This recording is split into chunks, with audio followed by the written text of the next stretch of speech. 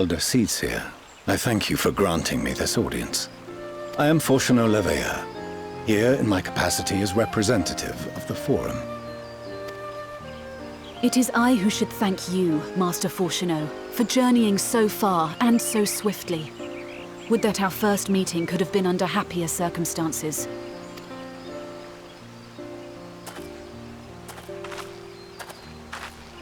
It has been too long, Father. You look well. As do you both. Ameliance will be glad to hear that you are taking care of yourselves. How is Mother? She misses you terribly, of course, but is otherwise a picture of health.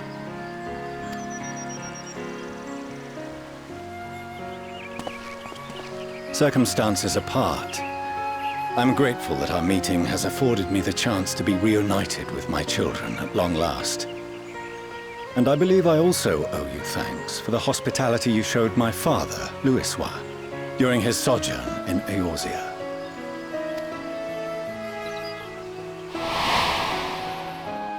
All thanks we owe to him. In the days prior to the Seventh Umbral Calamity, it was your father's tireless efforts which granted us a means to vanquish the primals. Were it not for him, our strength would have been quite spent by the time the Empire arrived. That Gridania still stands is in large part his achievement. He was a great man.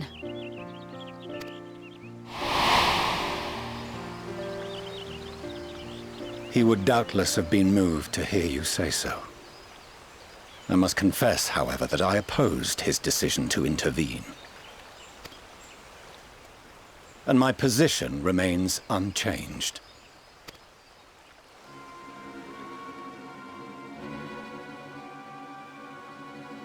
To chart the course of history, not to change it. I am familiar with the Garlean stance. It is more than that. It is our way of life, who we are. But I came here not to deliver a lecture, but the Forum's answer to your request. Garlean will under no circumstances intervene in the conflict between Eorzea and the Garlean Empire.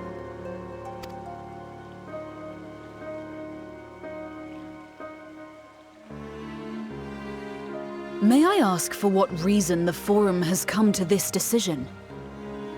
The final days spell the end not only for Eorzea, but the entire world. The final days? Pray spare me your hyperbole. This conflict is no more than the latest in a series of petty squabbles between yourselves and Garlemald, one in which Garlean will take no part. If the final days were truly upon us, we would know. Father, you must ask the Forum to reconsider. You may feel safe on your little island across the waves, but if you imagine the Telophoroi will leave you be, you are mistaken. They mean to kill us all, themselves included. Alphino is right. We have seen what the enemy is capable of, the lengths to which they'll go. This is no time to turn a blind eye. If Eorzea falls, so too will Garlean. So if you truly love our homeland, you will join us. Now, before it's too late.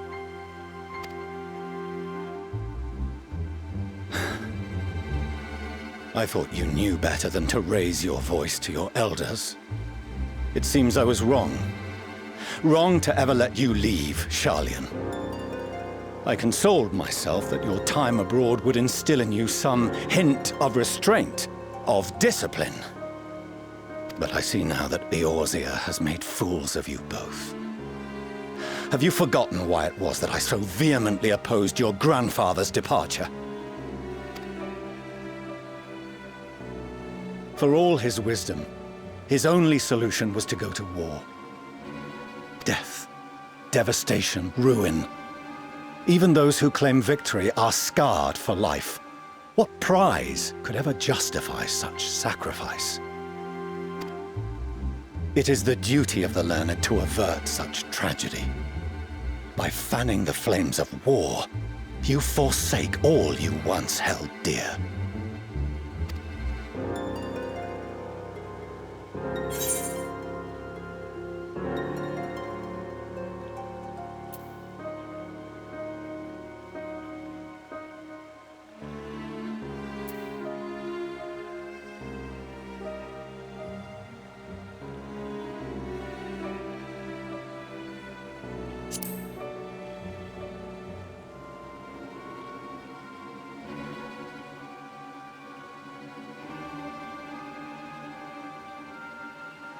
I see your friend shares your misguided ideals. But unlike him, you should know better. By espousing such barbaric notions, you subvert the teachings of Sharlayan and place all we have worked for in jeopardy. Alphino, Alize, as of this moment, you shall no longer bear the name of Leveilleur. What? Father!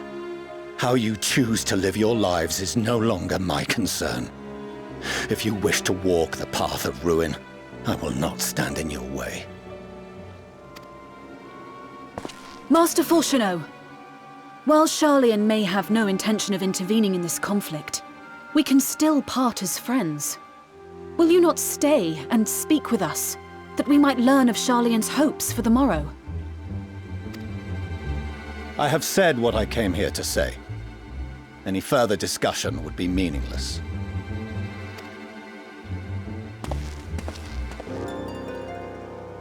Father! Wait! Don't bother, Alize! How can you stand there and watch him walk away? How can you let this happen?